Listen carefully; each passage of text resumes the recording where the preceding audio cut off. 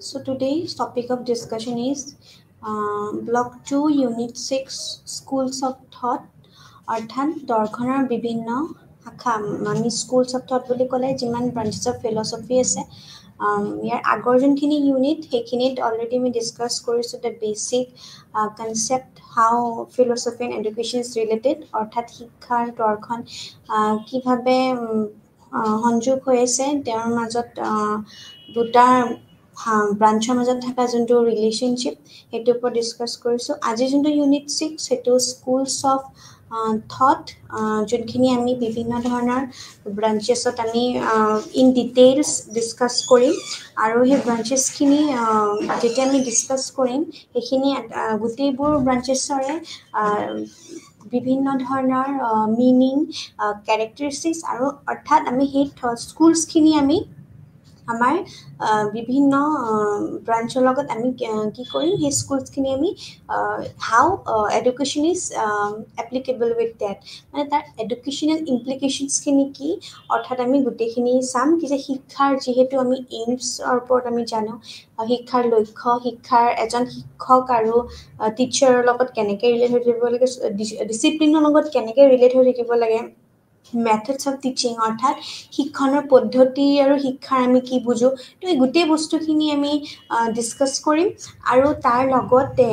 আজি আমি তাৰ যোনখিনি ব্ৰাঞ্চ আছে প্ৰত্যেকটো ব্ৰাঞ্চৰ আমি এডুকেশ্যনৰ লগত কেনেকৈ ৰিলেভেণ্ট হৈ আছে আমি সেইখিনি বস্তু আমি আলোচনা কৰিম যেতিয়া আমি ফাৰ্ষ্ট এণ্ড ফৰমষ্ট আমাৰ যোনটো ব্ৰাঞ্চ আছে আমি যেতিয়া কওঁ কি যে স্কুল অফ থট বুলি আমাৰ ফাৰ্ষ্ট ব্ৰাঞ্চটোৱে হৈছে আইডিয়েলিজম অৰ্থাৎ আমি যাক আমি আদৰ্শবাদ বুলি কওঁ এতিয়া আমি যে আদৰ্শবাদ বুলি কওঁ আইডিয়েলিজম একচুৱেলি মানে কি হয় আদৰ্শবাদে মনক গুৰুত্ব দিয়ে it keeps the importance of our own আমি নিজৰ আমাৰ মনৰ ওপৰত গুৰুত্ব দিয়ে যেনেকৈ কিছু অৰ্থত আগতে আমি বিষয় বুজো আৰু এনেদৰে আদৰ্শবাদ অৰ্থ হৈছে আমাৰ অস্বীকাৰ যেনেকৈ আমাৰ পৃথিৱীখনে বিভিন্ন ধৰণৰ মূলত আমাৰ বিভিন্ন ধৰণৰ থাকে এক মহান যন্ত্ৰ যাক কেৱল পদাৰ্থ বুলি আমি নকওঁ বা প্ৰণালী বা শক্তি বুলিয়ে আমি ব্যাখ্যা কৰিব আমি পাৰোঁ সেই আদৰ্শবাদে হৈছে এক বিশ্ব দৃষ্টিভংগী বুলি ক'ব পাৰোঁ য'ত আমি বিভিন্ন ধৰণৰ অধিবিজ্ঞানে আমাক যিয়ে ধাৰণা কৰে আৰু তাৰ লগতে আমাৰ মৌলিক আমাৰ যিমানবোৰ আমাৰ বাস্তৱতা আছে সেই বাস্তৱতাক আমাৰ মন ধাৰণা চিন্তা বা নিজৰ আমাৰ যিমানখিনি আমাৰ সৈতে আমাৰ প্ৰতভাৱ আছে সেইখিনি আমাৰ সম্পৰ্কিত হৈ আছে পৃথিৱীৰ বিভিন্ন ধৰণৰ পৃষ্ঠা আৰু তাৰ যিমানখিনি চেতনাৰ নিয়ম আছে সেইখিনি আমাৰ অধ্যয়নৰ দ্বাৰাও আমি এইখিনি আমি বুজি পাওঁ আৰু তাৰ লগতে আমাৰ যিমানখিনি আমি কেৱল আমি বস্তু আমি যেতিয়া আমাৰ বিজ্ঞানৰ পদ্ধতিৰ দ্বাৰাই নহয় যিহেতু বিশ্ব ব্ৰহ্মাণ্ডৰ আমাৰ এটা অৰ্থ আৰু উদ্দেশ্য আছে যাৰ মানুহৰ বিকাশ এটা দিশ আদৰ্শবাদ বাদীজনীও তেনেকৈ বিশ্বাস কৰে যে বাকী পৃথিৱী আৰু মানুহৰ মাজত এক প্ৰকাৰৰ আমাৰ সদায় আমাৰ এটা বিভিন্ন এটা আমাৰ সম্প্ৰীতি আছে তাৰ লগত আত্মাক আমি সদায় সৰ্বাধিক হৈছে আমাৰ গভীৰ প্ৰকৃতি মানুহ বিশ্ব ব্ৰহ্মাণ্ডৰ ঘৰত আছে আৰু এজন আমাৰ যিমানখিনি পৰকীয়া বা কেৱল সুযোগৰ প্ৰাণীয়ে নহয় কিয়নো বিশ্ব ব্ৰহ্মাণ্ডৰ কিছু অৰ্থত এক আমি যেতিয়া যুক্তিসংগত আৰু আমাৰ আধ্যাত্মিক আমি ব্যৱস্থাৰ ওপৰত যি মানুহৰ সত্য ভাল আৰু আমাৰ যিমানখিনি সুন্দৰৰ সন্ধানত প্ৰতিফলিত হয় আত্মাৰো বিচ্ছিন্ন বা আমাৰ যিমানখিনি আমাৰ অবাস্তৱ সত্য নহয় আমি এইটোৱে বিশ্ব প্ৰক্ৰিয়াত এক প্ৰকৃতি অংশ বুলি ক'ব পাৰোঁ আৰু এই প্ৰকৃতিটোৱে ইয়াৰ উচ্চ সুৰত নিজকে এক সৃজনশীলতা মন নিজকে বা ব্যক্তি হিচাপেও প্ৰকাশ কৰাত সহায় কৰে আমি যেতিয়া মানুহে বিশ্বৰ অংশ হিচাপে নিজৰ জীৱনত ইয়াৰ গাঁথনি প্ৰকাশ কৰে প্ৰকৃতি বা আমাৰ যিমানখিনি বস্তুনিষ্ঠ পৃথিৱী আছে এই অৰ্থতে বাস্তৱ যে ই বিদ্যমান আৰু ইয়াৰ প্ৰতি আমাৰ মনোযোগ আৰু সমন্বয় দাবী কৰে। আদৰ্শবাদীসকলে বিশ্বাস কৰে যে প্ৰক্ৰিয়াটোৰ আগৰ আৰু আমাৰ যিমানখিনি নিম্নবোৰতকৈ প্ৰকৃতিৰ পিছৰ আৰু উচ্চতৰ প্ৰকাশবোৰ অধিক আমাৰ গুৰুত্বপূৰ্ণ হয়। আদৰ্শবাদীসকলে সদায় ভৌতিক বিজ্ঞানীসকলক আমাক ক'বলৈ দিবলৈ ইচ্ছুক যে কি বিষয় আছে, যদিহে তেওঁলোকে পৃথিৱীৰ সকলোবোৰ এই শ্ৰেণীলৈ আমাক হ্ৰাস কৰিবলৈ চেষ্টা নকৰে। আদৰ্শবাদসকলে বিশ্ব প্ৰক্ৰিয়া আমাৰ জৈৱিক প্ৰকৃতিৰ ওপৰতো জোৰ দিয়ে। সম্পূৰ্ণ আৰু আমাৰ যিমানখিনি অংশবোৰ আছে এক বিপদজনক আমাৰ বিমূৰ্তি হয়, তাৰ বাহিৰেও পৃথক হয় যে কৰিব নোৱাৰি যে ই বস্তুবোৰৰ একক দিশৰ ওপৰত মনোযোগ আনে, সমানভাৱে গুৰুত্বপূৰ্ণ দিশবোৰো বাদৰ আন দিয়াৰ ওপৰতো আমাৰ কেন্দ্ৰীয়কৰণ কৰে। কিছুমান আদৰ্শবাদীৰ মতে আমি যেতিয়া অভ্যন্তৰীণ আমাৰ একতা আছে পদাৰ্থৰ পৰা আমাৰ যিমানখিনি আমাৰ যন্ত্ৰৰ জৰিয়তে মানুহৰ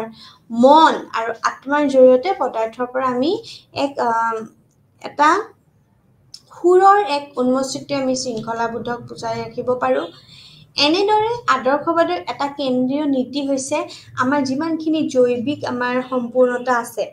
আদৰ্শবাদে সদায় সত্যৰ পৰীক্ষা বা আমাৰ যিমানখিনি সমন্বয় বা স্থিৰতাৰ ওপৰত গুৰুত্ব দিয়ে, তাৰ গুৰুত্ব আৰোপ কৰে যে ই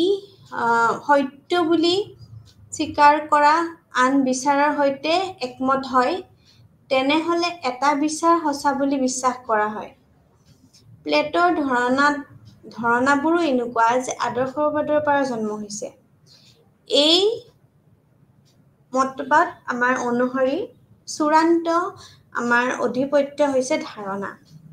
এনেদৰে প্ৰকৃততে আমাৰ শব্দটো হৈছে আদৰ্শবাদ, কিন্তু উচ্চাৰণ সুবিধাৰ যিহেতু আমি আখৰটো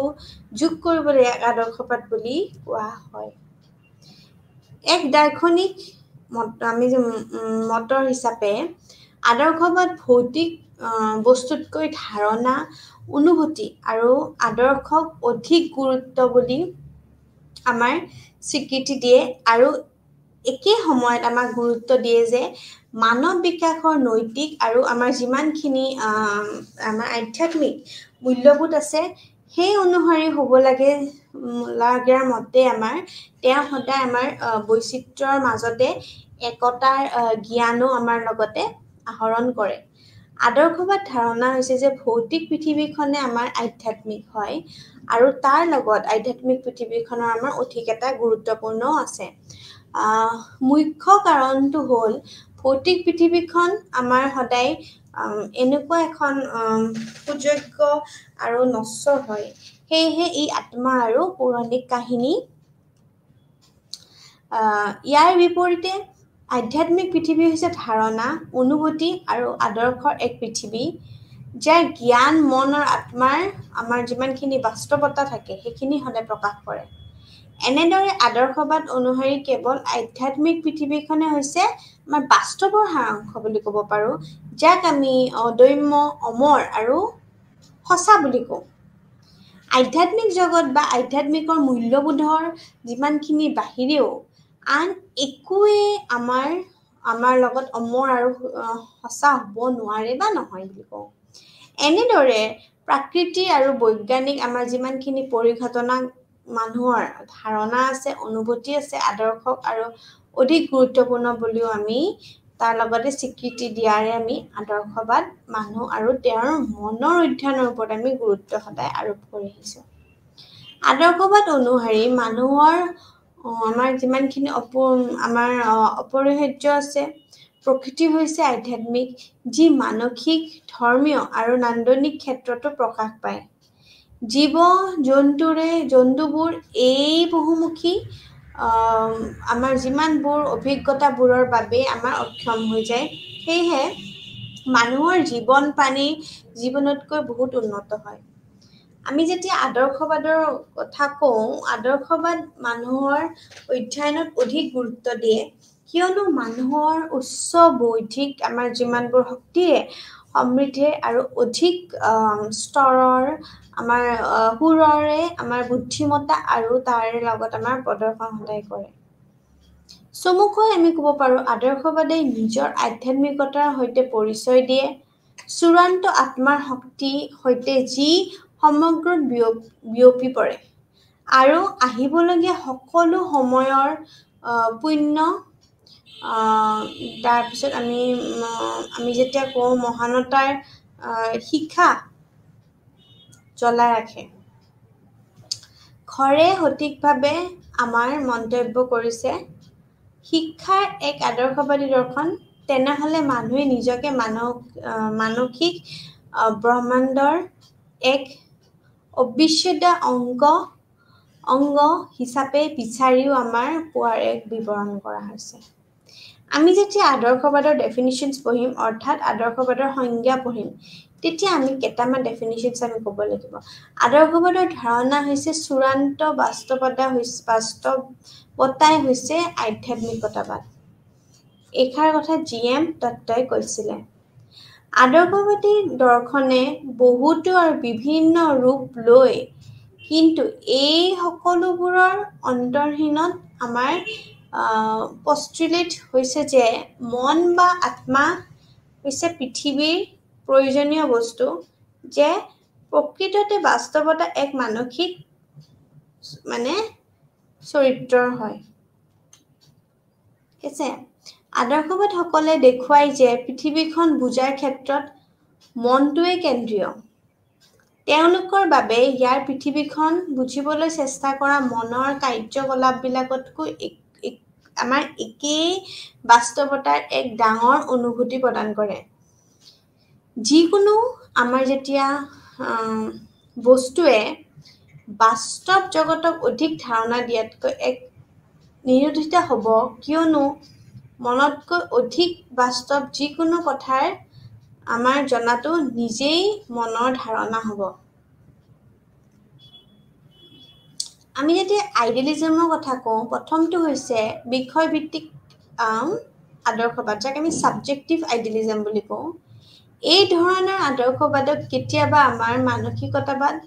কেতিয়াবা আমাৰ ভূতপূৰ্বতা বুলিও কোৱা হয়। ই আটাইতকৈ কম সুৰক্ষিত আৰু আটাইতকৈ কম প্ৰচলিতও হৈছে, আমি যেতিয়া প্ৰপগেট নকৰে কম প্ৰচলিত। তাৰ লগতে আদৰ্শবাদে যিয়ে বিৰোধীসকলৰ আমাৰ সঘনাই আক্ৰমণ কৰা হয়। তাৰ লগতে বিষয়ভিত্তিক আদৰ্শবাদে ধাৰণা কৰে যে মন বা আত্মা আৰু তেওঁলোকৰ ধাৰণা বা ধাৰণাবোৰ সকলোৰে বিদ্যমান হয়। অভিজ্ঞতাৰ আমাৰ যিমানবোৰ বস্তু আছে কেৱল ধাৰণা আৰু বা মাতৃ বস্তুৰে নহয়, তাৰ লগত ব্যক্তিগত আদৰ্শবাদে আমাক সম্ভৱ যেনেকৈ কৰে জৰ্জ বাকলি তেওঁ কৈছিলে কি যে সৰ্বশ্ৰেষ্ঠভাৱে প্ৰতিনিষ্ঠভাৱে কৰা হয়। তাৰ লগত এজন আমাৰ আইৰিছ দাৰ্শনিক, যিয়ে তেওঁ দৰ্শন বৰ্ণনা কৰিবলৈ অবাস্তৱবাদ শব্দটোকো প্ৰাধান্য দিছিলে। জন লকৰ মনোবিজ্ঞানিক যোনখন আমাৰ গ্ৰহণ কৰিছিলে, যিয়ে কৈছিল যে আমাৰ জ্ঞান কেৱল ধাৰণাবোৰৰ সৈতে সম্পৰ্কিত হয়। লকে আধ্যাত্মিক পদাৰ্থ ধাৰণা আৰু ভৌতিক পদাৰ্থৰ আমাৰ যিমানখিনি অসিদ্ধ স্বীকাৰ কৰিছিলে। তেওঁ পদাৰ্থৰো প্ৰাথমিক আমাৰ গুণাগুণ আছিলে ৰূপ, সম্প্ৰসাৰণ, চিত্ৰ, গতি, সংখ্যা আদি, আৰু গৌণ গুণাগুণো আছিলে ৰং, শব্দ, সোৱাদ আৰু বিভিন্ন ধৰণৰ এনেধৰণৰ মাজত পাৰ্থক্যও কৰিছিলে। ইমানুৱেল কাণ্ট 7024 to 8004 তেওঁ এজন কোন আছিলে ফেনোমেনলজিষ্ট যি ব্যক্তিগত আৰু বস্তুনিষ্ঠ আদৰ্শবাদসকলৰ আমাৰ যিমান মাজ ভাগত থিয় হয় যিয়ে কান্তে বৰ্ণনা কৰা পৃথিৱীখন কিছু আমাৰ অৰ্থ হৈছে এক মন নিৰ্মিত পৃথিৱী আমি তেওঁৰ দৰ্শনৰ জৰিয়তে বিষয় ভিত্তিক পৰাও আমি বহুনিষ্ঠ আমাৰ আদৰ্শবাদলৈ আমি পৰিৱৰ্তন কৰিম কান্তৰ বাবে তিনিটা ৰাজ্য আছে ব্যক্তিগত ৰাজ্যবোৰৰ আমাৰ যিমানখিনি আমাৰ অভ্যন্তৰীণ ক্ষেত্ৰ আছে যি সম্পূৰ্ণ ৰূপে ব্যক্তিগত আৰু জ্ঞানৰ ক্ষেত্ৰ নহয় চূড়ান্ত বাস্তৱৰ বাহিৰেও পৃথিৱী এখন আছে তাৰ লগে লগে যি ইয়াৰ প্ৰকৃতিৰ দ্বাৰাও আবাৰ অজ্ঞাত আৰু অজ্ঞাত হয় কৰ্তব্যবোধ বা আমাৰ যিমানখিনি নৈতিক পৃথিৱী আছে তাৰ অভূতপূৰ্ব পৃথিৱীও আছে যি হৈছে মানৱ জ্ঞানৰ ক্ষেত্ৰ কান্তৰ মতে মনৰ আমাৰ কাম কৰাৰ কিছুমান সহজ উপায় আছে লোক মনক আমাৰ যাক আমি টাবুলা ৰাসা বুলি আমি ধাৰণা কৰাৰ পৃথিৱীটো যাক আমি ব্লাইণ্ড ছেট বুলি কওঁ ব্লাইণ্ড ছেট টাবুলা ৰাসা বস্তুনিষ্ঠ আদৰ্শবাদ যাক আমি অবজেক্টিভ বুলি কওঁ প্লেটৰ পৰা হেগেলৰ জৰিয়তে যিহেতু Plato was also a great philosopher Hegel was also a great philosopher মহান দাৰ্শনিক বুলি আমি কওঁ তেওঁৰ জৰিয়তে আমাৰ যিমানখিনি আমাৰ সময়মিক আমাৰ দাৰ্শনিকসকলে বহুতো আদৰ্শবাদীয়ে চৰম বিষয়বাদ বা আমাৰ মানসিকতাবাদ বা আমি যিমানখিনি বাহিক পৃথিৱীখন আমাৰ যিকোনো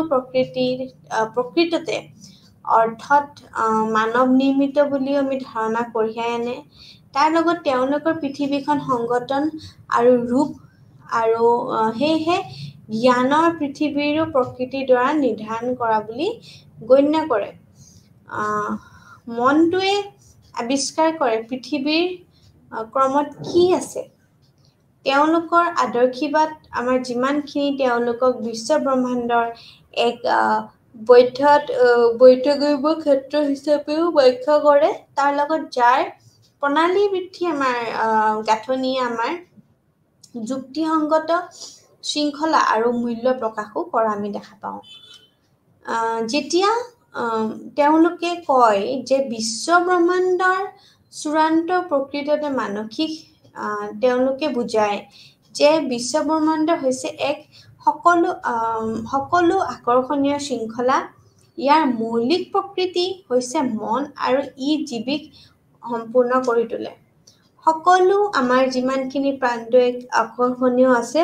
ক্ৰমত অন্তৰ্ভুক্ত কৰা হয় আৰু তেওঁলোকৰ এই প্ৰকৃতকে এক পৰম মনৰ ধাৰণা আৰু উদ্দেশ্যৰ বাবেও আমি দায়ী কৰিব পাৰোঁ ব্যক্তিগত আদৰ্শবাদ যাক আমি পাৰ্চনেল আইডিয়েলিজম বুলি কওঁ ব্যক্তিগত যান্ত্ৰিক বস্তুবাদৰ আৰু আমাৰ যিমানখিনি মনোনিষ্ঠিক আমাৰ আদৰ্শবাদ আছে দুয়োৰে বিৰুদ্ধে এক প্ৰতিবাদ হিচাপে আমি সদায় আত্মপ্ৰকাশ কৰিছিলে ব্যক্তিত্বৰ তালিকাৰ বাবে মৌলিক আমাৰ যিমানখিনি বাস্তৱত আছে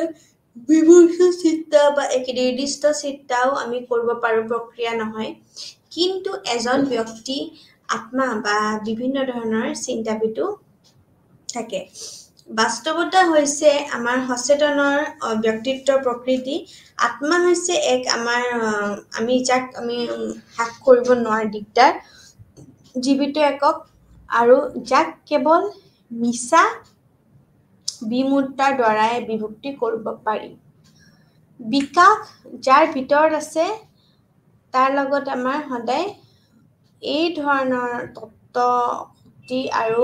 বিভিন্ন ধৰণৰ পৰ্যবেক্ষণৰ দৃষ্টিভংগীৰ ওপৰতো নিৰ্ভৰ হৈ থাকে গুৰুত্ব বৰ্ধিত স্বীকৃতি তেওঁলোকৰ আমাৰ স্থিতিত সমৰ্থনো লগালগ যোগ কৰি আহিছে ফাণ্ডামেণ্টেল প্ৰিন্সিপলছ অফ আইডিয়েলিজম অৰ্থাৎ আদৰ্শবাদৰ নীতিসমূহ আমি ডিছকাছ কৰোঁ। প্ৰথম হৈছে সমগ্ৰ পৃথিৱীৰ দুটা ৰূপ। আদৰ্শবাদ পৃথিৱীৰ দুটা ৰূপত বিশ্বাস কৰে, এটা হৈছে আধ্যাত্মিক পৃথিৱী আৰু এটা হৈছে ভৌতিক জগত। আৰু আদৰ্শবাদসকলে ভৌতিক জগতৰ তুলনাত আধ্যাত্মিক জগতক অধিক গুৰুত্ব দিয়ে, মানে স্পিৰিচুৱেল বুলি আমি যাক কওঁ। তেওঁলোকে বিশ্বাস কৰে যে আধ্যাত্মিক পৃথিৱী বাস্তৱ আৰু চূড়ান্ত সত্য, আনহাতে ভৌতিক পৃথিৱীখন স্থায়ী হয় আৰু নশ্বৰ হয়। তাৰ লগত আধ্যাত্মিক জগতৰ আমাৰ যিমানখিনি বাস্তৱতা জনাটো হৈছে মন আৰু তাৰ লগত আমাৰ যিমানখিনি আত্মাৰ এক বাস্তৱতা জানা। ই হৈছে এক প্ৰকাৰৰ আত্মা উপলব্ধি মানৱ জীৱনৰ মুখ্য লক্ষ্য। গৃহৰ মতে আদৰ্শবাদৰ মতে পৃথিৱীৰ শৃংখলা হৈছে মহাকাশ আৰু এক চিৰন্তন আৰু আধ্যাত্মিক আমাৰ যিমানখিনি বাস্তৱতাৰে প্ৰকাৰৰ বাবে। ধাৰণাবোৰ আমি সদায় বস্তুতকৈ অধিক গুৰুত্বপূৰ্ণ দিওঁ আৰু আদৰ্শবাদ সকলৰ মতেও কেৱল ধাৰণাবোৰৰ জৰিয়তে আৰু মনৰ আত্মজ্ঞান প্ৰাপ্ত কৰিব পাৰি। সেয়েহে তেওঁলোকৰ বস্তু আৰু ভৌতিকৰ আমাৰ যিমানবোৰ বস্তু আছে তাৰ ওপৰত ধাৰণাবোৰক অধিক গুৰুত্ব দিয়ে। তেওঁলোকৰ বাবে ধাৰণাবোৰ হৈছে চূড়ান্ত বাস্তৱতা, আনহাতে বস্তুবোৰ সোনকালে বা পিছত মৰি যায়। ধাৰণাতকৈ ভৌতিক পৃথিৱীখন সকলো বাস্তৱতা আৰু চূড়ান্ত সত্য অনুভুক্ত কৰা হৈছে। প্লেটৰ ভাষাত ধাৰণা আমি যিমানখিনি কওঁ, প্লেটৰ ভাষাত আমি ধাৰণা বুলি ক'লে চূড়ান্ত মহাজাগতিক গুৰুত্বপূৰ্ণ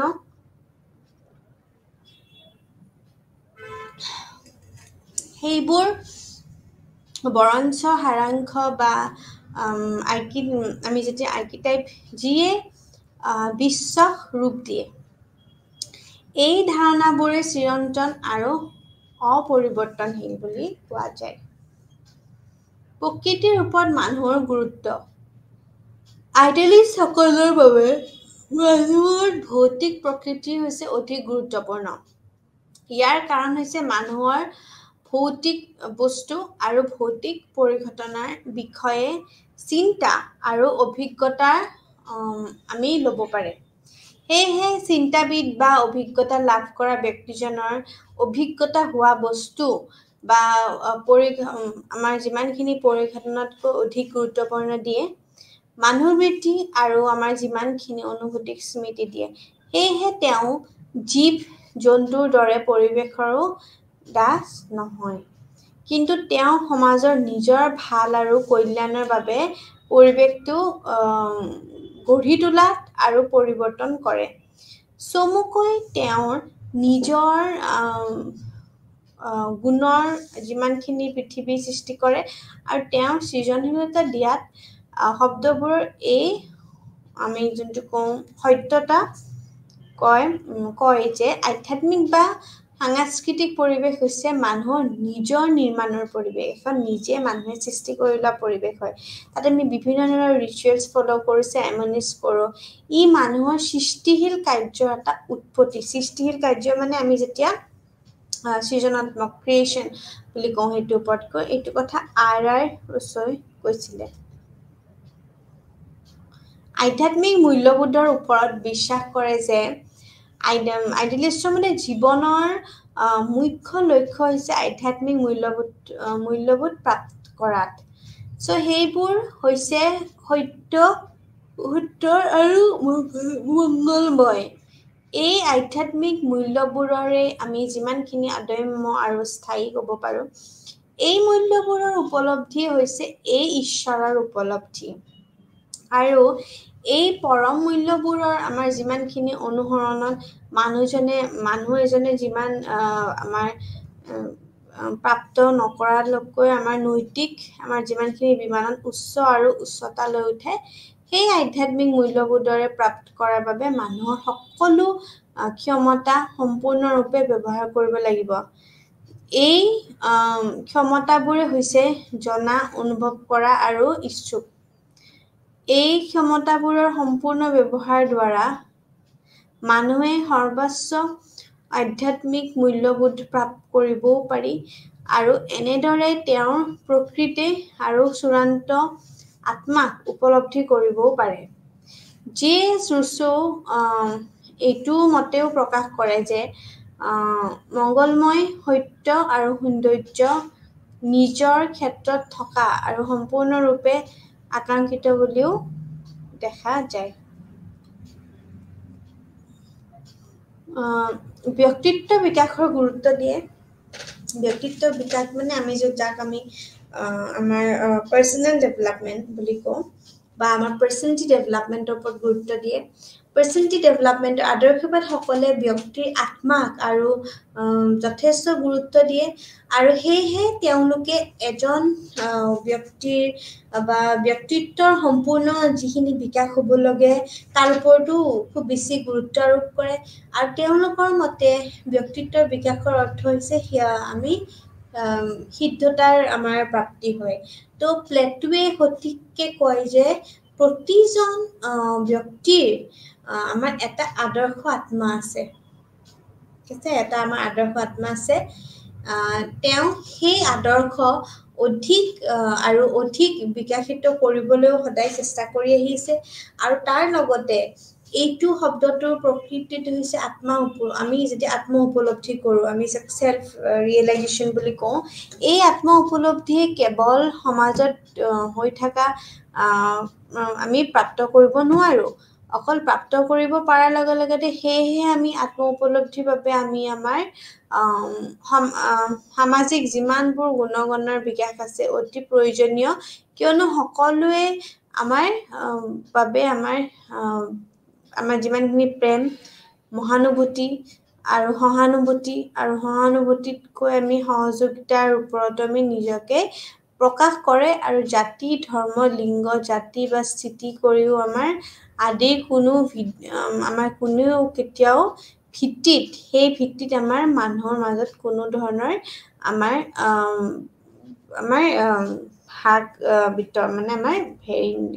নকৰে। তো বৈচিত্ৰ্যৰ মাজতে আমাৰ একতাৰ নীতিক সম্পূৰ্ণ সমাধান দিয়ে, যাক আমি কওঁ believe in unity or peace. আদৰ্শবাদ সকলোৱে সদায় কি কৰে, আমাৰ বৈচিত্ৰ্যৰ মাজত প্ৰকাৰৰ নীতিক সম্পূৰ্ণ সমৰ্থন দিয়ে। তেওঁলোকে বিশ্বাস কৰে যে সকলো বৈচিত্ৰ্যৰ মাজত আমাৰ অন্তৰ্নিহিত একতা বা আমাৰ অপৰিহাৰ্য আছে। এই আমাৰ যিমানখিনি অন্তৰ্নিহিত আছে একত্ৰীকৰণ আছে কৰাটো আধ্যাত্মিক প্ৰকৃতিৰ হয় আৰু ইয়াক আমাৰ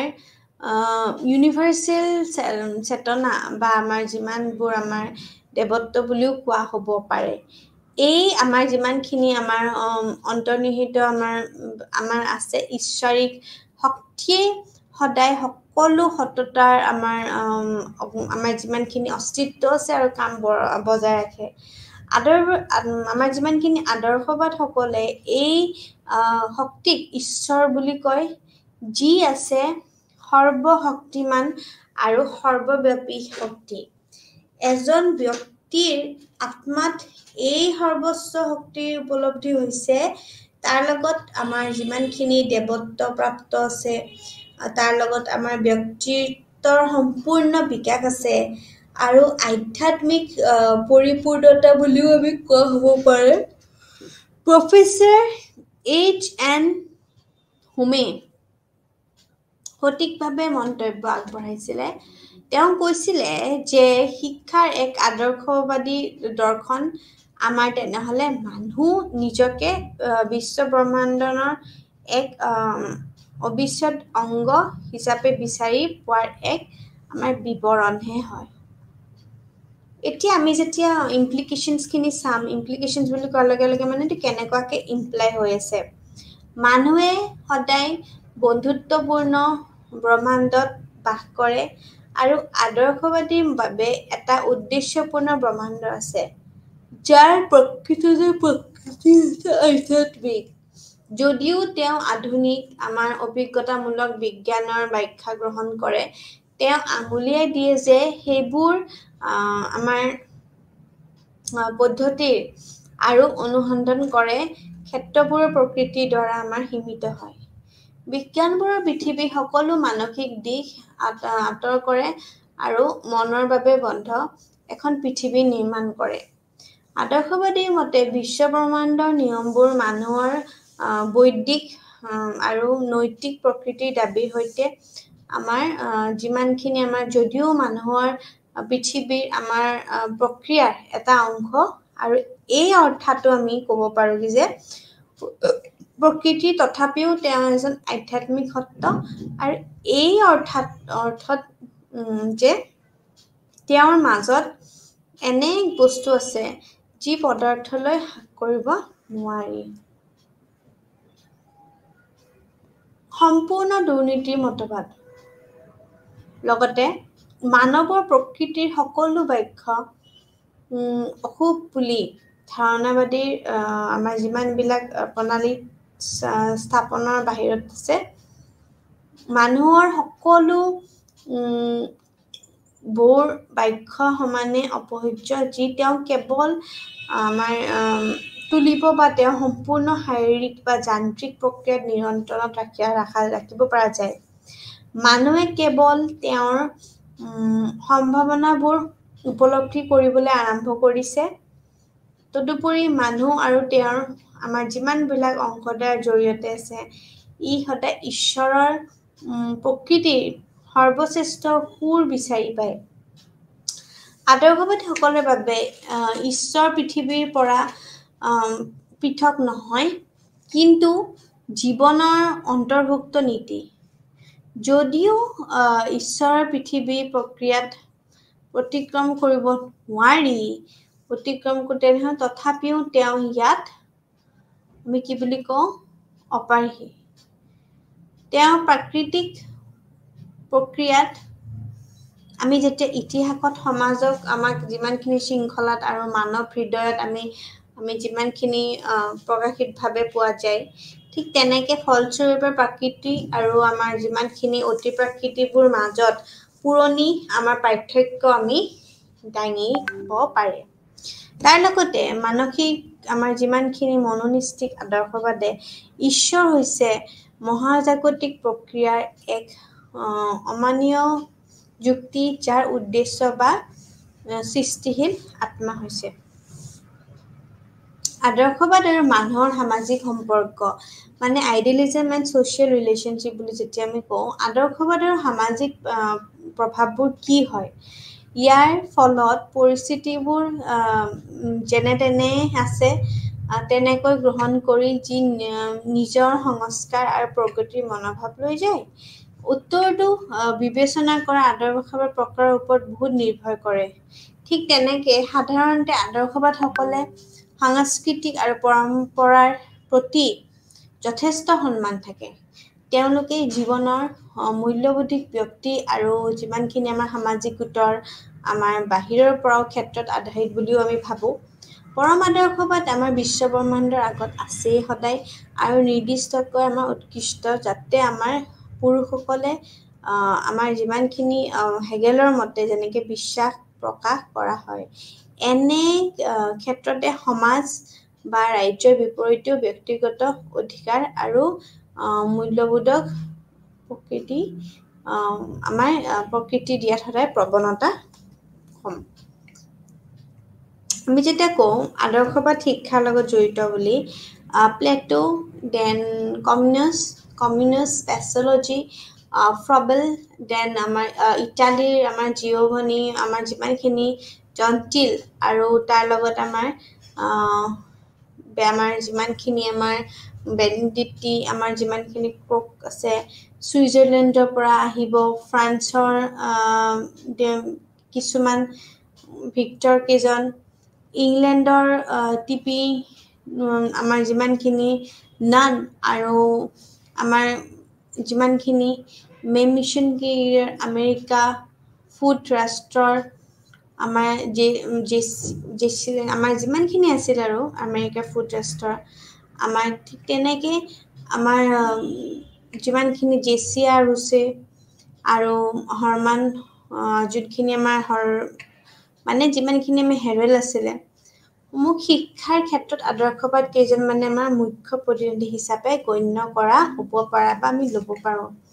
আদৰ্শবাদে মানুহক এজন ব্যক্তিৰ হিচাপে ধাৰণা কৰিছে। সেয়েহে শিক্ষাৰ কাম হৈছে মুক্ত ব্যক্তিত্ব গঢ়ি তোলা। আদৰ্শবাদৰ বিশ্বাস আৰু তাৰ লগত বাহিৰৰ সম্ভাৱনাবোৰ কোনো সীমা নাই। সেয়েহে তেওঁৰ শিক্ষা বা কেতিয়াও অসম্পূৰ্ণ হৈ নাথাকিব। অৱশ্যে আদৰ্শবাদ যিমানখিনি জনে এইটো ভাবে যে শিক্ষাৰ এটা নিৰ্ধাৰিত লক্ষ্য থাকিব লাগে আৰু এই লক্ষ্যটোৱে আমাৰ অসীমৰ দিশত সদায় বিকাশ কৰে। প্ৰথমটো আমি চাম idealism and AIIMS of education. ব্যক্তিত্বৰ আত্ম উপলব্ধি বা উচ্চতৰ আদৰ্শবাদীসকলৰ মতে মানুহ হৈছে ঈশ্বৰৰ আটাইতকৈ ধুনীয়া সৃষ্টি। সেয়েহে আদৰ্শবাদৰ আমাৰ যিমানখিনি আমাৰ অধিবক্তাসকলে মানৱৰ ব্যক্তিৰ ওপৰত উচ্চতাৰ ওপৰত সদায় যথেষ্ট গুৰুত্ব দিয়ে আৰোপ কৰে আৰু মানৱ আত্ম উপলব্ধিত আমাৰ আত্মাৰ সম্পূৰ্ণ জ্ঞান অনুভূত কৰে। সেয়েহে আদৰ্শবাদ অনুসৰি শিক্ষাৰ প্ৰথম লক্ষ্য হৈছে আত্ম উপলব্ধিৰ পৰা আমাৰ যিমানখিনি নোহোৱালৈকে ব্যক্তিৰ আত্মা উচ্চতাৰ বিকাশ কৰা। যেনেকে জেছ ৰুছোৱে অলৰেডি কৈছিলে নিজৰ ভাষাত কি যে আদৰ্শবাদৰ মতে বিষয়ভাৱে আমাৰ যিমানখিনি সম্পৰ্কিত শিক্ষাৰ লক্ষ্য হৈছে ব্যক্তিত্ব আৰু আমাৰ আত্ম উপলব্ধিৰ উচ্চতা আৰু প্ৰকৃততে বা বাস্তৱিকতা আমাৰ যিমানখিনি আমাৰ আত্মাৰ সৰ্বোচ্চ সম্ভাৱনাৰ ওপৰতো কৰা যায়। আধ্যাত্মিক বিকাশ নিশ্চিত কৰাত এটা গুৰুত্বপূৰ্ণ ভূমিকা নিভায়। ভৌতিক প্ৰাপ্তিৰ তুলনাত আমাৰ আধ্যাত্মিক মূল্যবোধক আদৰ্শবাদসকলে অধিক গুৰুত্ব দিয়ে। সেয়েহে তেওঁলোকৰ মতে শিক্ষাৰ দ্বিতীয় লক্ষ্য হৈছে শিশুটোক মানসিক, নৈতিক আৰু আমাৰ সৰ্বোপৰি আধ্যাত্মিকভাৱে বিকাশ কৰাটো বুজায়। সেয়েহে শিশুটোক আধ্যাত্মিকভাৱে আমাৰ বিভিন্ন ধৰণৰ বিকাশ কৰিবলৈ শিক্ষাৰ আমাৰ যিমানখিনি আয়োজনো কৰা উচিত হয়। তাৰ লগত আমাৰ শিক্ষাই ইয়াৰ সাংস্কৃতিৰ জৰিয়তে মানৱ জাতিক আমাৰ আধ্যাত্মিক ক্ষেত্ৰত অধিক পৰিমাণে আমাক প্ৰৱেশ কৰিবলৈ আৰু আধ্যাত্মিক ক্ষেত্ৰত সীমাবোৰ ডাঙৰ কৰিবলৈ সদায় সহায় কৰিব পাৰে। এইটো কথা আমি এই বস্তুখিনি ইয়াতে লিখিব পাৰোঁ। সত্য, সৌন্দৰ্য, মংগলময় বিকাশ কৰা। আদৰ্শবাদৰ দাবী কৰে যে ব্যক্তিসকলৰ মাজত আধ্যাত্মিক মূল্যবোধৰ বিকাশিত কৰিবলৈ সৰ্বোচ্চ আদৰ্শৰ অনুসৰণ কৰা, যেনে সত্য, সৌন্দৰ্য আৰু মংগলময় অধিক উৎসাহিত কৰা উচিত। এজন ব্যক্তিয়ে যিমান এই আদৰ্শবোৰ উপলব্ধি কৰিব সিমানেই আধ্যাত্মিকভাৱে বিকশিত হ'ব। সেয়েহে শিক্ষাই শিশুটোক নৈতিক আৰু আমাৰ যিমানখিনি আধ্যাত্মিকভাৱেও বিকাশ কৰিবলৈ আমাৰ সদায় চেষ্টা কৰি আহিছে উচিত যাতে তেওঁৰ আত্ম উপলব্ধি প্ৰাপ্ত কৰে। সাংস্কৃতিক আমাৰ যিমানখিনি ইতিহাসৰ সংৰক্ষণ আছে যাক আমি প্ৰিজাৰ্ভেশ্যন অফ কালচাৰ বুলি কওঁ, প্ৰচাৰ। মানুহে হৈছে একমাত্ৰ প্ৰৱেশকাৰী বৃদ্ধি যাৰ বুদ্ধিমত্তা আৰু পৃথিৱীৰ জ্ঞান আত্মসাৎ কৰাৰ আমাৰ প্ৰচুৰ ক্ষমতা আছে। সেয়েহে তেওঁৰ মানসিক আমাৰ যিমানখিনি বৌদ্ধিক আমাৰ ক্ষমতাই মানৱ জীৱনৰ আমাৰ সদায় কি কৰে ইয়াৰ সকলো দিশতে সাংস্কৃতিক আৰু সামাজিক আমাৰ কলাত্মক মূল্যবোধৰ বিকাশিত কৰে। বিজ্ঞান, কলা আৰু সাংস্কৃতিৰ ক্ষেত্ৰতো আমাৰ মানুহৰ আমাৰ যিমানখিনি কৃতিত্ব যথেষ্ট আমাৰ আমি কি বুলি কওঁ অন্তৰ্নিহিত মূল্য হয়। তেওঁৰ সৃষ্টিশীলতা গতিশীল আৰু অতি প্ৰাৰম্ভিক সময়ৰ পৰাই আমাৰ কাম কৰি আছে। আমাৰ সাংস্কৃতিক যিমানখিনি দিহা বা অপৰিমাণ মূল্য আৰু মূল্যৱান আছে এই আমাৰ যিমানখিনি সাংস্কৃতিক সম্পদ আছে সমগ্ৰ মানৱ জাতিৰ আৰু ইয়াক পৃথিৱীৰ সকলো কোণত আমি যেতিয়া সংৰক্ষণ, বিকাশ আৰু প্ৰেৰণা কৰাটো শিক্ষাৰ উদ্দেশ্য হয়। সেয়েহে আদৰ্শবাদৰ অনুসাৰে শিক্ষাৰ চতুৰ্থ লক্ষ্য হৈছে শিশুটোক সাংস্কৃতিক ইতিহাসৰ লগত আমি পৰিচিত কৰোৱাটো আৰু ইয়াক আমি যিমানখিনি আমি উদীয়মান প্ৰজন্মলৈ সংৰক্ষণ কৰিব কেনেকৈ পাৰোঁ, প্ৰচাৰ কেনেকৈ কৰিব পাৰোঁ আৰু প্ৰেৰণ কেনেকৈ কৰিব পাৰোঁ, এইটো খুব এটা গুৰুত্বপূৰ্ণ কথা। জন্মগত প্ৰকৃতি আধ্যাত্মিক আমি প্ৰকৃতলৈ আমি ৰূপান্তৰ কৰাটো বুজায়। আদৰ্শবাদীসকলে ধাৰণা কৰে যে শিশুৰ জন্মগত প্ৰবৃত্তি আৰু আমাৰ যিমানখিনি অন্তৰ্নিহিত আমাৰ প্ৰবঞ্চক আছিলে প্ৰৱণতা, তাত আমি আধ্যাত্মিক গুণ আৰু আমাৰ মূল্যবোধত আমি অন্তৰ্ভুক্ত কৰিব লাগে। এয়া হৈছে আমাৰ কি বুলি ক'ব পাৰোঁ, আমাৰ স্বকীয়তাৰ প্ৰকৃতিৰ বিকাশ। তেতিয়া সেই ব্যক্তিজনে ব্যক্তিৰ সম্পূৰ্ণ সৰ্বোচ্চ বিকাশ প্ৰাপ্ত কৰাত সম্ভৱ হয়। সেয়েহে আদৰ্শবাদ অনুসৰি আমি ক'ব পাৰোঁ শিক্ষাৰ আমাৰ পঞ্চম যোনটো লক্ষ্য হৈছে শিশুৰ জন্মগত কেঁচা প্ৰবৃত্তিক আধ্যাত্মিক গুণাগতভাৱে আমি সদায় অন্তৰ্ভুক্ত কৰাব লাগে। পবিত্ৰ জীৱনৰ বাবে প্ৰস্তুতি, মানে আমি যেতিয়া কওঁ কি যে এটা ভাল লাইফৰ মানে কাৰণে আমি ready for a good life বুলি যাক কওঁ, আদৰ্শবাদসকলে ধৰি ৰাখিব লাগে শিক্ষাই এনে অৱস্থা সৃষ্টি কৰিব লাগে আৰু এনে এক পৰিৱেশৰ প্ৰদান কৰিব লাগে যি শিশুটোৰ আধ্যাত্মিক আমাৰ যিমানখিনি মূল্যবোধ আছে তাৰ বিকাশৰ বাবে সদায় অনুকূল হয়। ধাৰ্মিকতা আৰু ভাল আদৰ্শবাদৰ পৰিপূৰ্ণ এক পবিত্ৰ জীৱনতে যিমানখিনি আমাৰ স্বাভাৱিকভাৱে আমাৰ আধ্যাত্মিক বিকাশ আৰু আমাৰ যদি আমি আত্ম উপলব্ধি কৰোঁ তাৰ দিশে সদায় আগুৱাই নিব। সেয়েহে আদৰ্শবাদী দৰ্শন অনুসৰি শিক্ষাৰ আমাৰ জ্যেষ্ঠ আমাৰ যিমানখিনি লক্ষ্য হৈছে সেই ষষ্ঠ লক্ষ্যটোৱে আমাৰ শিশুটোক সদায় পবিত্ৰ সঠিকভাৱে এইদৰে কৰিছে যে আৰু তাৰ আমি সেইটো বস্তু আমি এই সন্দৰ্ভত সবেলেও কৈছিলে যে শিক্ষাৰ উদ্দেশ্য হৈছে এক বিশ্বাসী আমাৰ বিশুদ্ধ বা আমি ক'ব পাৰোঁ কি যে মানে সেয়েহে পবিত্ৰ জীৱনৰ বাবে আমি উপলব্ধি কৰিব পাৰোঁ। বুদ্ধিমত্তা আৰু আমাৰ যিমানখিনি যৌতিকতাৰ বিকাশ হয়, আমাৰ যাক ইণ্টেলিজেঞ্চ ডেভেলপমেণ্ট বুলি কয়, এডামছে শিক্ষাত এজন আয়ুষৰ দৃষ্টিকোণৰ পৰা সংজ্ঞা দিছিলে। তেওঁৰ মতে মানুহ উদ্দেশ্যৰ লগতে সদায় পৰিকল্পনা আৰু সংগঠনটোও বুজিব পাৰে। এই সৃষ্টিৰ নিৰ্ধাৰিত আমাৰ নীতিবোৰ কাম কৰি আছে। এজন আদৰ্শবাদীয়ে সদায় এই নীতিবোৰকে আৱিষ্কাৰ আৰু বুজাবলৈ চেষ্টা কৰে যাৰ নৈতিক উপাদান আধাৰত আমি এখন পৃথিৱীৰ লগত আমি সংগঠিত হৈ থাকিবও পৰা যায়। আৰু তাৰ লগতে আমি কওঁ কি যে সেয়েহে এডামছৰ মতে শিক্ষাৰ সপ্তম লক্ষ্য হৈছে শিশুটিৰ বুদ্ধিমত্তা আৰু তাৰ লগত আমি যৌতিকতা বিকাশ কৰা। আৰু এই নীতিবোৰৰ ভিতৰতে আমি আদৰ্শবাদসকলে বৈচিত্ৰ্যৰ মাজত একতাৰ নীতিৰ ওপৰত সদায় যথেষ্ট গুৰুত্বপূৰ্ণ আৰোপ কৰে। এই নীতিয়ে সকলো সৃষ্টিৰ কাম কাজক অন্তৰ্ভুক্ত কৰাৰ কিয়নো ই হৈছে সমগ্ৰ বিশ্বৰ অন্তৰ্নিহিত শক্তি আৰু এটা উচ্চ বিকশিত মন আৰু বুদ্ধি সদায় মত্তাই এই সকলো বিয়পি থকা শক্তি উপলব্ধি আৰু বুজিব পাৰে। ফ্ৰবেলে তেওঁৰ বিখ্যাত কিতাপ যোনখন আছিলে মানুহৰ শিক্ষা হিউমেন এডুকেশ্যন, সেইখনৰ বাবে সঠিকভাৱে মন্তব্য কৰিছিলে। হি ইজ পুট অন চাম পইণ্ট ডেট সকলো বস্তুতে এক চিৰন্তন আইন ৰখা হৈছে, মানে এখন এটা আছে। এই সকলোবোৰ বিয়পি আছে উদ্যমী আত্মসচেতন বুলি যাক কয় আৰু সেয়েহে চিৰন্তন একতা। এই একতা আদৰ্শবাদী শিক্ষাই আমি যেতিয়া আইডিয়েলিজম এণ্ড কাৰিকুলাম পঢ়িম, এতিয়া আমি পাঠ্যক্ৰমখন পঢ়িম কি এখন আইডিয়েলিষ্ট বা এখন আদৰ্শবাদ পাঠ্যক্ৰম কেনেকুৱা থাকে। আদৰ্শবাদী শিক্ষাক আত্মবিশ্বাস হিচাপে গণ্য কৰে। মানে আত্মবিকাশ হিচাপে গণ্য কৰে যেনেকৈ আমি যেতিয়া এডুকেশ্যন লওঁ বা আমি শিক্ষা লওঁ অভিয়াছলি আমাৰ ডেভেলপমেণ্ট হ'ব ঠিক তেনে সেই শিক্ষাৰ্থীৰ আমাৰ যিমানখিনি জৈৱিক আৰু সামাজিক আৱেগতাৰ ওপৰতো সিমানেই বিকশিত কৰিব লাগে যে তেওঁ এজন সুবিকশিত আত্মা হয় যাতে এক্সকিউজ মি চ'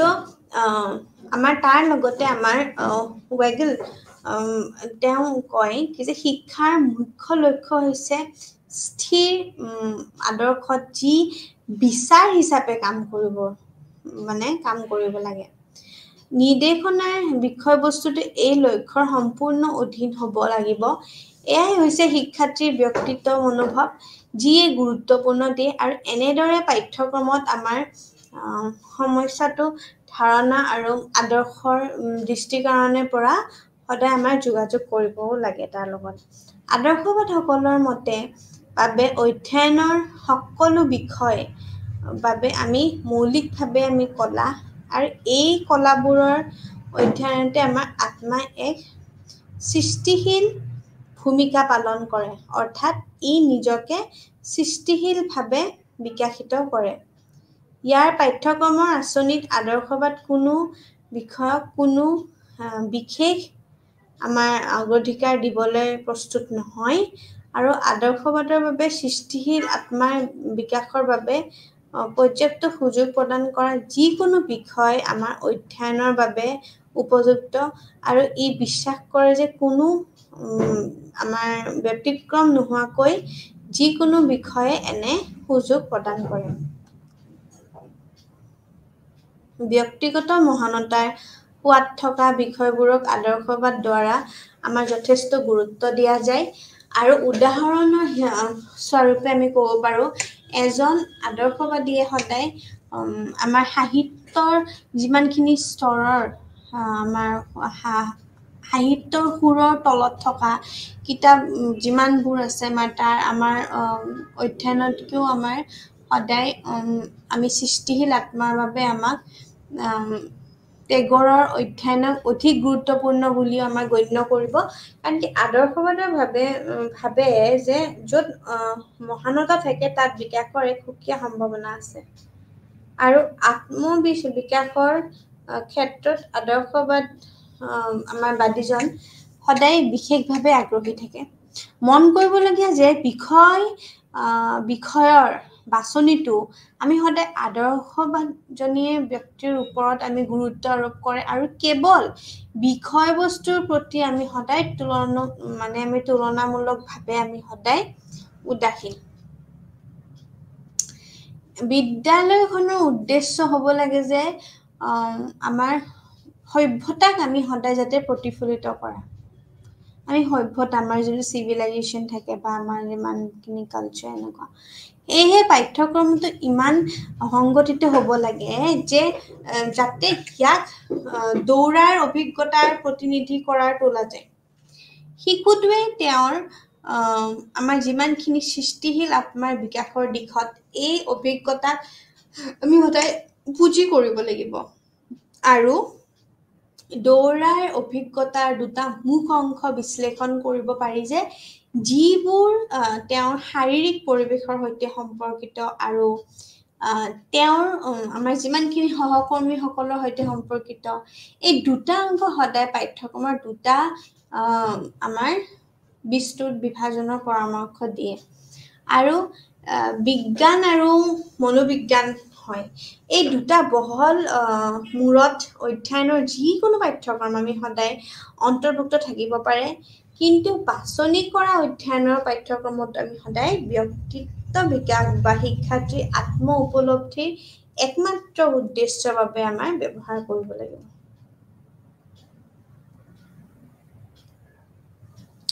আদৰ্শবাদৰ ক্ষেত্ৰত শিক্ষকৰ ভূমিকা অতি গুৰুত্বপূৰ্ণ আৰু গৌৰৱময় হয় আদৰ্শবাদী দৰ্শনে বিশ্বাস কৰে যে এই পৰিকল্পিত সৃষ্টিৰ দুটা অংশ আছে এটা হৈছে শিক্ষক আৰু এটা হৈছে ছাত্ৰ হিচাপে শিশু দুয়োটাই কেৱল এটা লক্ষ্য ৰাখে ব্যক্তিগত শিশুৰ আধ্যাত্মিক আমাৰ যিমানখিনি উপায়েৰে আমি সদায় বিকাশৰ ওপৰত গুৰুত্ব দিওঁ আৰু এই মহান লক্ষ্যৰ উপলব্ধি কেৱল শিক্ষা আৰু আমাৰ যিমানবোৰ অত্যাৱশ্যকীয় আমাৰ এজেণ্ট আছে শিক্ষকৰ জৰিয়তেহে সম্ভৱ হয় বাস্তৱত এজন আইডিয়েলিষ্ট শিক্ষকৰ উচ্চ পৰিমাণৰ আত্মজ্ঞান আমাৰ যিটো সেলফ নলেজ থাকে বা আমি আত্মগতিশীলতা আৰু আমাৰ যিমানখিনি আধ্যাত্মিকতাৰ যিমানখিনি আমাৰ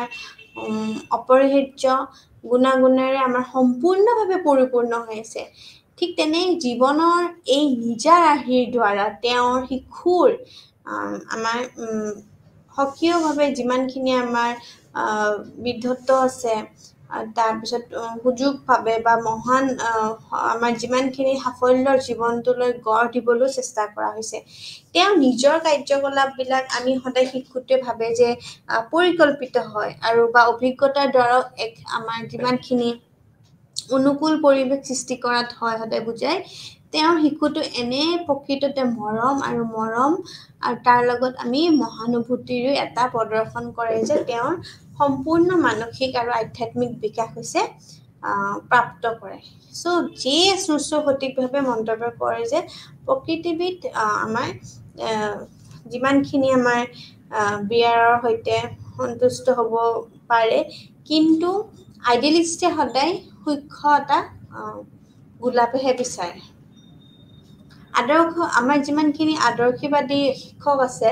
তেওঁ সদায় শিক্ষাৰ্থী জনক সহায় কৰাত তেওঁৰ আধ্যাত্মিক বিকাশ বিচাৰি পায় আৰু পাইছে শিক্ষাৰ্থীজনেও তেওঁৰ বাবে গুৰুত্বপূৰ্ণ কিয়নো তেওঁ নিজে ছাত্ৰজনৰ বাবে আৰু কিন্তু দুয়োকে বিভিন্ন ধৰণৰ ইজনে সিজনৰ সহায়ৰ প্ৰয়োজন হয় সদায় আৰু আদৰ্শবাদ আমাৰ যিমানখিনি শিক্ষকৰ বাবে আমাৰ যিমানখিনি নিষ্ঠ তথ্য শিক্ষাৰ্থী প্ৰদান কৰাটো সমানে যথেষ্ট নহয় কিয়নো তেওঁ কেৱল আমাৰ বস্তুনিষ্ঠ তথ্যৰে আমাৰ সম্পদ আমাৰ যিমানখিনি সম্পাদন যোগ্যতা বা আমাৰ সম্পৰ্কে সন্দেহ কৰে তেওঁ শিক্ষাৰ্থীজনক সদায় এনেদৰে পথ প্ৰদৰ্শন বুলি যাক কয় আমি পথ প্ৰদৰ্শন কৰিব বিচাৰে যাতে তেওঁৰ আধ্যাত্মিক বিকাশৰ পথতো আনিব পৰা যায় আদৰ্শবাদসকলে শিক্ষকজনে সদায় অনুভৱ কৰে যে তেওঁ শিক্ষাৰ্থীসকলৰ তিনিটা পৃথক উপায়েৰে সহায় কৰিব পাৰে প্ৰথম হৈছে কি যে তেওঁলোকৰ সৈতে নিজকে সংযুক্ত কৰি আৰু তেওঁৰ কোনো ধৰণৰ ব্যক্তি হ'বলৈ চেষ্টা কৰি আছে আৰু বুজিবলৈ দি তেওঁলোকৰ সহায় কৰিব পাৰে এইটো সাধাৰণ আমাৰ সমস্যাবোৰৰ আলোচনা আৰু আমাৰ সমাধানৰো সময়ত আমি কৰা হয় বুলি ক'ব পাৰোঁ ফ্ৰবেলৰ যিমানখিনি আমাৰ কিণ্ডাৰগাৰ্টেন কনচেপ্ট আছিলে কিণ্ডাৰগাৰ্টেন ৰূপকত আমি এই বস্তুটো আমি আদৰ্শবাদী শিক্ষকৰ কাৰ্য বিচাৰিও পাওঁ আৰু তাৰ লগতে আমাৰ ফ্ৰবেলে বিদ্যালয়ক সদায় বাগিচা আৰু শিক্ষকক মালি হিচাপে গণ্য কৰে মানে এখন আমাৰ স্কুল সদায় গাৰ্ডেন মানে ফ্ৰবেলে লাইক কম্পেয়াৰ টু থিংছ যে আমাৰ স্কুলখন হৈছে এখন গাৰ্ডেন আৰু সেই গাৰ্ডেনত যেনেকৈ আমি এতিয়া ফুলবিলাক আমি চাই থাকোঁ এই ফুলটো মৰিছে নেকি পানী দিব হৈছে নেকি পাত সলনি হৈছে নেকি ঠিক তেনেকেই ফ্ৰবেলে সেই গোটেই স্কুলখনক এখন গাৰ্ডেন বুলি কৈছে আৰু তাতে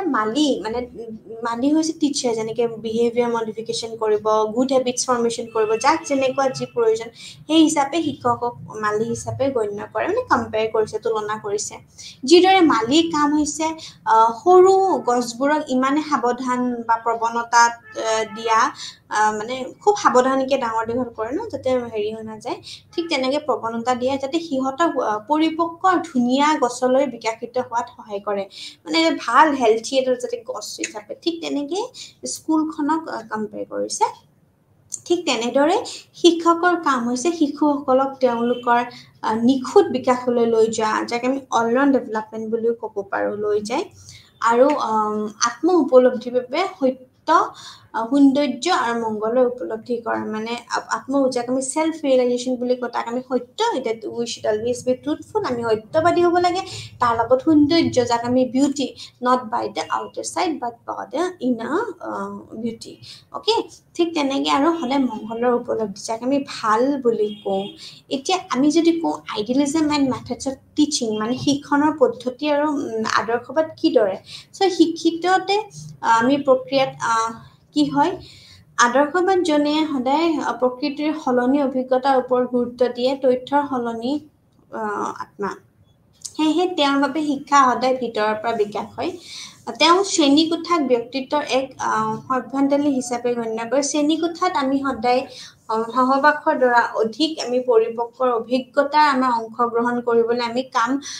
কম পৰিপক্ক আত্মা উপলব্ধি কৰোঁ আদৰ্শবাদী ঠিক তেনেকৈ শিক্ষক এজনে শিক্ষাৰ্থীসকলৰ আহি বহল আৰু গভীৰ আৰু অধিক আকৰ্ষণীয় অভিজ্ঞতাবোৰ ভাগ বতৰা কৰিবলৈ আমন্ত্ৰণ জনায় আৰু ইয়াৰ দ্বাৰাই বহল আৰু গভীৰ নিজকে হৈ পৰে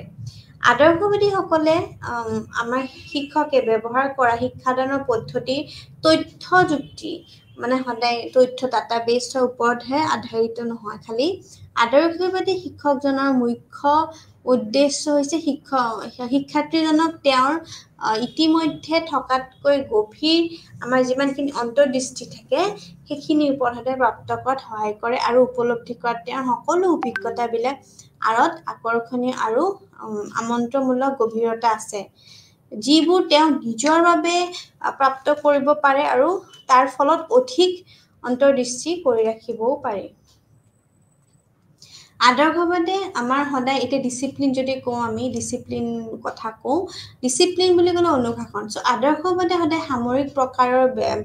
ব্যয়বাহিক আমাৰ যিমান বাহিক নিয়ন্ত্ৰণ আছে তাৰ অনুশাসনত বিশ্বাস নকৰে কিন্তু আদৰ্শবাদে সদায় প্ৰতি কঠোৰ অভিজ্ঞতাৰখিনি আমাৰ যিমানখিনি আক্ৰমণাত্মক আৰু আমাৰ